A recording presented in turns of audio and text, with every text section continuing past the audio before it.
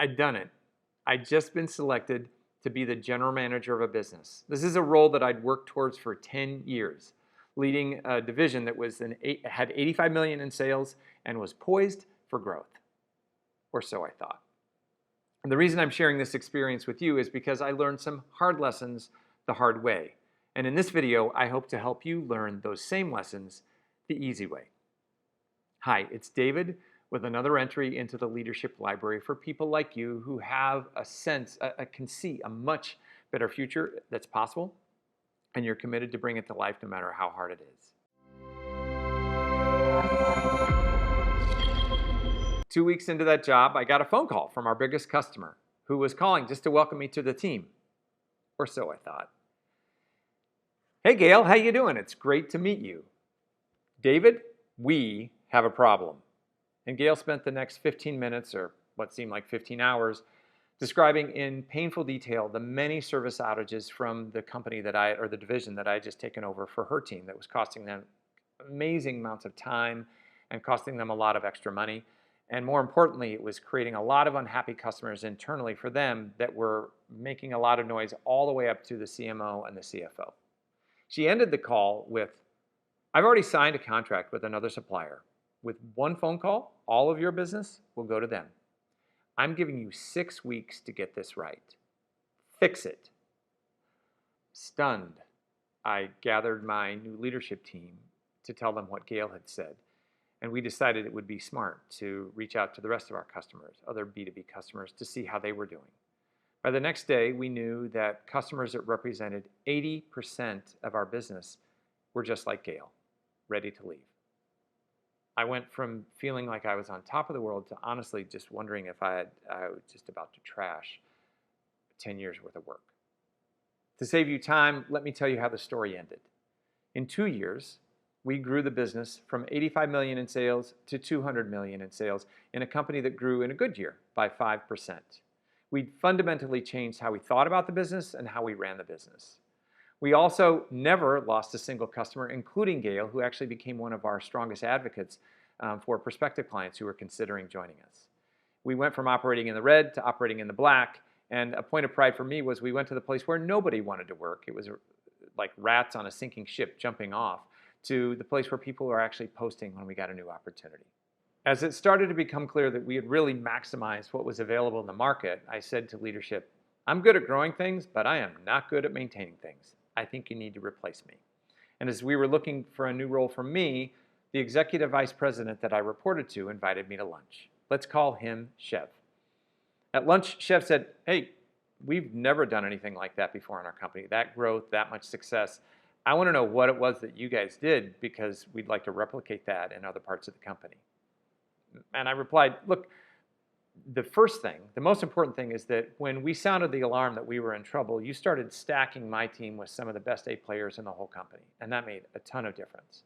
For me personally, what changed everything was a coaching program that I had taken that was so helpful to help me lead scared people to a brand new place and help them perform at their best.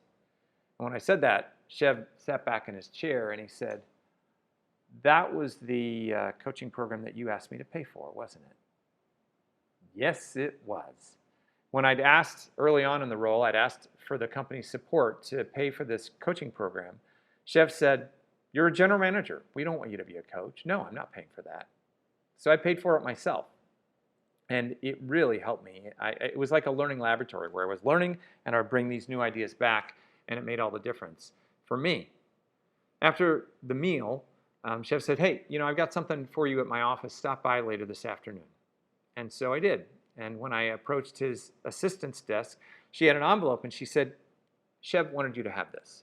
So my mama taught me you don't open envelopes in front of the person who gave it to you. So I rushed down the hall, and as soon as I got around the corner, I opened up the envelope to see what was in it. And it was a handwritten check signed by Chev for the full price of the coaching program that I had taken. And in that moment, Chev represented sort of the before and after of where many people are about how they look at leadership skills. Before lunch, he was like most people. What he valued were what I would call subject matter expertise skills. In fact, I talked about these subject matter expertise skills and their value in a previous video that you can check out in the upper right-hand corner here. Click on that video. It'll give you great fundamental understanding of subject matter expertise skills and their value versus something that Chev started to develop an appreciation for after lunch, which was what I call impact skills.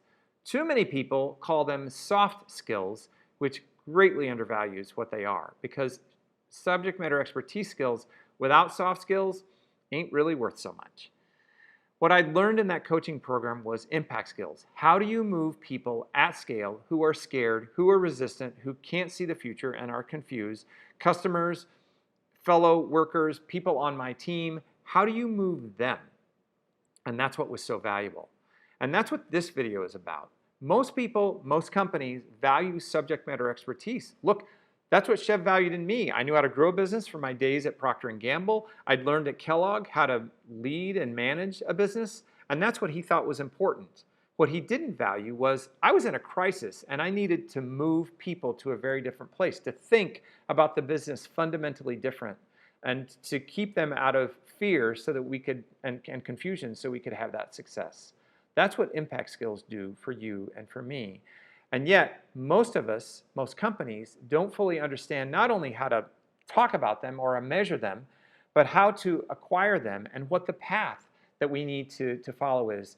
Most people do know that for their subject matter expertise skills. In this video, I'm going to do 3 things for you. First, I'm going to draw for you a map that it took me 20 years to figure out about what is the path that you can follow to build those impact skills, to complement and empower, to bring to life the subject matter expertise that you have. Second, I'm going to ask you some questions to help you find yourself on that path and recognize where you've been and where you still need to go.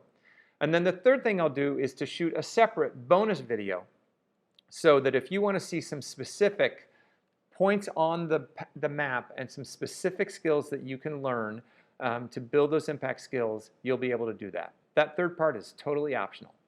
But to get started, let's go to the whiteboard. If you're going to be a successful catalyst, to bring that great future to life the way you see it as possible, to have the impact that you want to, you absolutely need to develop your subject matter expertise skills. But those alone, without impact skills, are never going to allow you to have the success to move people at scale, whether it's investors, whether it's senior leaders, people on your team who can do the work, customers. You'll never be able to do that without the impact skills. Here's the challenge. The subject matter expertise skills are better understood or seem more comfortable for many people. If I want to build those, I can tell you, oh, get your MBA or go get a master's degree in this area of expertise, or go to a conference and do your continuing education work in this area of expertise. It's much better defined. When it comes to impact skills, I think it's important that you actually understand so that you can take responsibility, because many leaders and even many companies have trouble defining these. I think it's for a couple reasons. One is that they seem less tangible, so they seem harder to define. They're definitely, you can make them tangible. I've done that for my clients, and you can do that if you understand them. And then that will allow you to know what, just like for subject matter expertise, what's the path, what are the things that I need to learn? You can do the same thing for impact skills.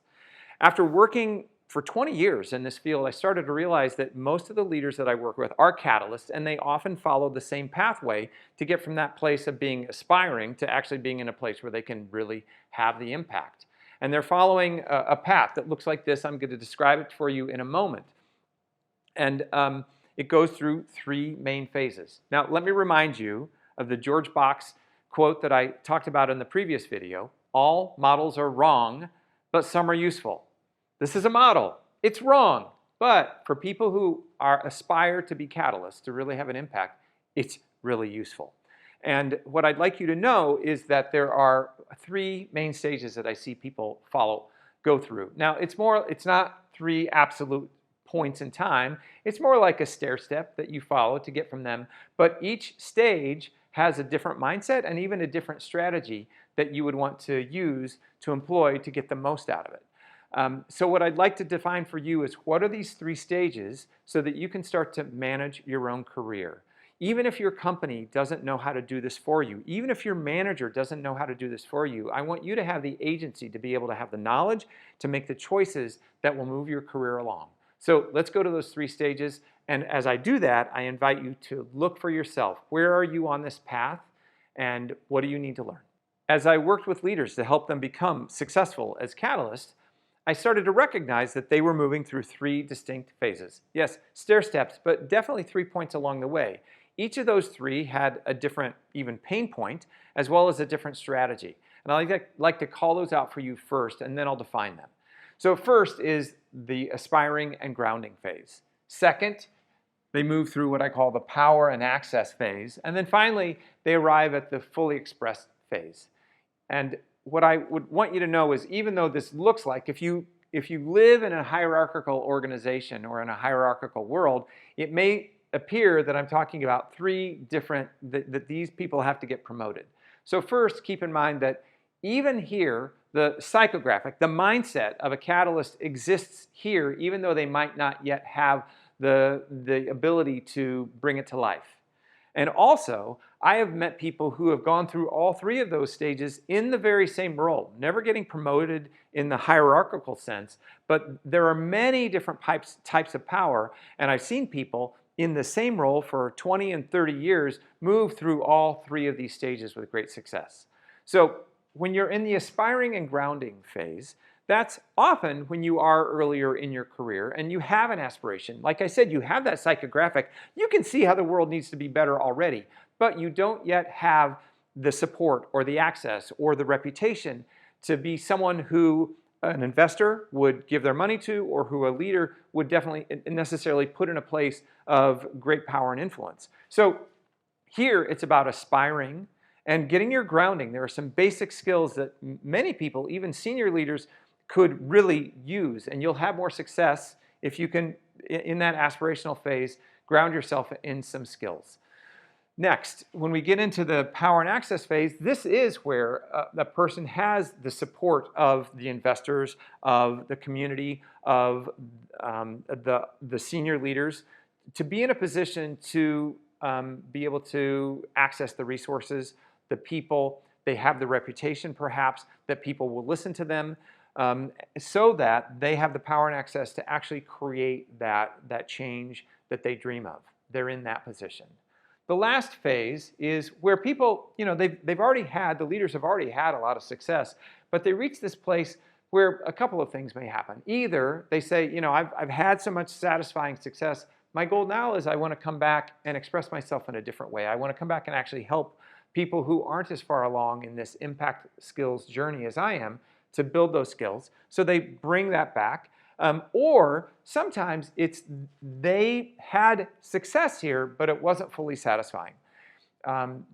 Many of us, I know I've done this, there are times when we tell ourselves, well, I can't show that part of myself. I can't admit that I'm this way. I can't let people see who I really am if I want to achieve this level of success. So we hold parts of ourselves back.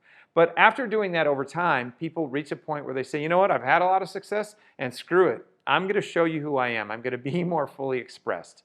And when they do that, because they can reach this, they can have a lot of success, but it's not always really satisfying. They say, is that all there is? I kind of sold myself out in the process of getting there. So when they reach that place of being fully expressed, they want to be more true to themselves. And so that's one of the things that happens here. So aspiring and grounding, power and access, fully expressed. Let's talk about the different mindset and the different approach or strategy that you'd want to take at each of the 3 phases. I hope you've already started to find yourself on the map, and it's possible that you're actually identifying with bits of all 3 elements, and that's fine. You're not weird.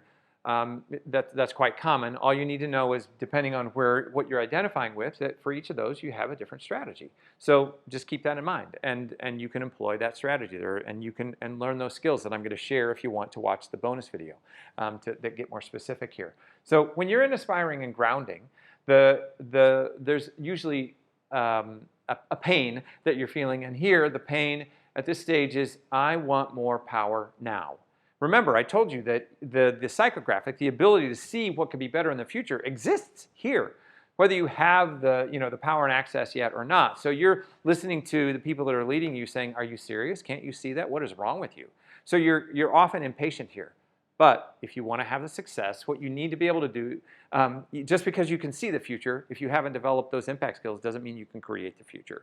So we need to help you develop those strength building and acceleration skills. So strength building, there are some fundamental skills that you need to develop first around yourself. How do you manage yourself under super high stress? If you don't have that, the further you get along here, you're not going to have the success that you could, because you're not going to be able to manage yourself.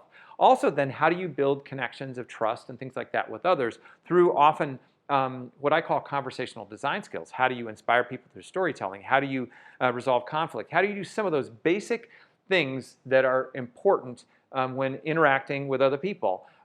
These are the basic skills. And it is about acceleration, because I know you want to get here faster, so the sooner you learn here, the more you're going to be able to bring your subject matter expertise skills to life so that they can have greater impact.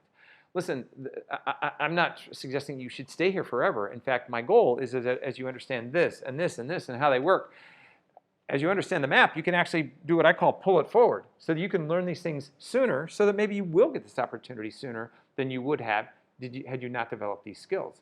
I'm definitely for helping you do that. Once you've been recognized and reached this level of power and access, now the pain that you're going to be feeling is, this is too big for me to do alone. You really begin to recognize that when you step into those bigger roles. And so here it's very much about having impact with and through others. I can't do it myself. So yes, you need to have the impact. You still are there. You're in this, this is very much, you're in the have big impact place. So it's about developing business outcomes. But you need to do it with and through other people. So this is very much about developing your people. It's about building the teams. It's about creating an environment where people can thrive, where they can, even under high stress, you're setting them up to be at full power so that they can deliver those results. And it's not just anybody. You're the one who can see it first. So a lot of times the people that you're wanting to empower are confused, scared, overwhelmed, resistant. And so how do you build trust? How do you set them up to be successful, even though they might be in disbelief at the very beginning? So it's very much about being at your best, which you developed here, but now setting up others to have the success. Those are the impact skills that you need to develop, or you need to already have, hopefully, when you're at power and access. And of course, every skill can get stronger and stronger. Once you're here, what's really driving you, the pain that you're feeling, is what I would call discontent and yearning. The discontent is, at some level, you realize, hey, this isn't meaningful to me. I kind of sold myself short here. I wasn't fully myself. To achieve what I needed to achieve here, I thought I couldn't tell people or show people who I really was. After a while, that gets old. You feel discontent of that. So people are looking for the meaning. How can I become more fully expressed? And they want to make that contribution. The psychographic is the same throughout. Here, it's not just about, I want to create the great impact to make the world better. It's, I want to help these people be better. I want to show them what I've learned. I want to give back, or I want to show them what's possible in them, not just in the business outcomes, but I want to show them what's possible in themselves. So they begin to pay it back. By the way, this is very much where I am at my stage. I'm definitely have always been a catalyst in any role that I played, and this is where I am. This is why I'm building this library. This is why I'm sharing this with you for the first time. I'm at this place of still wanting to have an impact, yes. And yeah, there are some things that I probably haven't been fully authentic with myself, so it's very much my commitment to be fully authentic, but also to create this leadership library, to share things like this with you in case you aren't as far along. That's where I am in my journey, just so you can identify with that. So the strategy here is about making contribution and having a greater meaning. So I again hope that you can find yourself in this and start to see, what can I do with this? Before we get to the questions to help you glean the most out of this for yourself, I want to reiterate probably the most important thing for me in this video for you, which is that I want you to find yourself on your map so that you have the agency to know where you are and to make choices for yourself, regardless of whether your leader or your company understands how to do that. No two of you will find your way through this map in the exact same way, and as you start to understand what's happening at each stage, you can make choices regardless of whether you're getting good guidance on that. So keep that in mind. And I think these questions that I'm going to ask you will help set you up to take that ownership. If you're finding yourself on this map and you're recognizing, yeah, I've got some more to learn here, great. These questions will help you. In order to get the most out of these questions, I would actually suggest that you either write them down or pause the video and do these in a location and at a time when you're not in the stress of the normal flow of your work, so that you can be more reflective. But here are the questions for you to help make the most from what I've just shared. Question number one is, where do you find yourself on this map? Just be honest, and why? What is it about each place that you identify with? Why do you place yourself there? What is it that you're seeing in yourself? And then how does it resonate? What is it that, wow, when you said that, I could really connect with that? And maybe where doesn't it resonate? Then what insights about yourself does this give you? Are you recognizing, wow, I've already got this thing, I've got this thing under my belt, that's great, or I have some things that I need to develop further? What insights are you having into yourself? Have you been a person who's strongly emphasized subject matter expertise and maybe neglected impact skills? That's a great insight too. You're not lost. It's when you recognize it, then you can move along. Without recognizing it, you're going to be stuck where you are. And then question number three. How does it help you to make sense of past experiences? Does anything from your past now make more sense based on this layout of this map? When you look back on things that have worked well for you or that haven't worked well, from other people that you've loved to follow or to be your leaders, or other people that you've hated, does this help you make more sense of that? And then the fourth question for you is, how might this framing affect your future choices? Now knowing this, now with my hope that you feel more agency to make different decisions and take different actions, what might you do in the future that's different? Take the time to think that through. And now I have a few questions to ask you for my help. As I said, this is the first time I've ever shared this, and part of what I'm asking for is to help me make this better. So my questions for you, that actually in answering them will help you too. What's missing from this model for you? What's not making sense? What's not clear? What's confusing? Tell me. I would love to know. It'll help me see the world through your lens. Next, what doesn't resonate for you? Just nope, not true to my experience, or I think you're wrong. Please let me know. I learn from you every time you share. And then the last question is, what suggestions do you have to make this more clear, more accurate, or better in some way? I would love to know. I'm offering this to you, and this is one time I'm asking for a favor that you give back and tell me how I can make this better. If you remember me, that day I got the phone call from Gail telling me that the business that I'd just taken over was on fire. That day, I really had very few of these skills. But thank heavens for me, I had just landed in a place where I had great teachers to at least help me learn the fundamentals of them so that we could turn that business around. I also was surrounded by some A players very quickly, which helped a lot as well. But for me, it was really learning those skills and applying them, learning and applying them. The second thing to keep in mind is that a lot of people that you work with are in the mindset of the way Chev, my executive vice president, was before we went to lunch, which was, you need subject matter expertise skills. Those other skills, what I'm calling impact skills, they think of them as soft skills that really don't matter that much. They don't fully understand it. So you can't rely on other people to do this for you. It's going to be up to you to develop the skills yourself. And also know that because they don't fully appreciate them, they may not pay for them, like they refused to pay for mine. I would have still been happy if I hadn't got that check from Chev that day, because it would have paid off for me at this point in my career thousands of fold. So you may need to make the choice to spend your own money and your own time to do it, even if you can't get leadership support. But those are skills that you will take with you for the rest of your career to any company or any job that you hold. And I'll encourage you to do that. If you still want to see how I would populate what skills I think you need to learn at each stage, I'll be sharing that in a bonus video. You can either, if you're watching this in YouTube, you can look in the comments below to see that link. Or if you're on my website, look for the video that's entitled originally, Bonus Video, Impact Skills.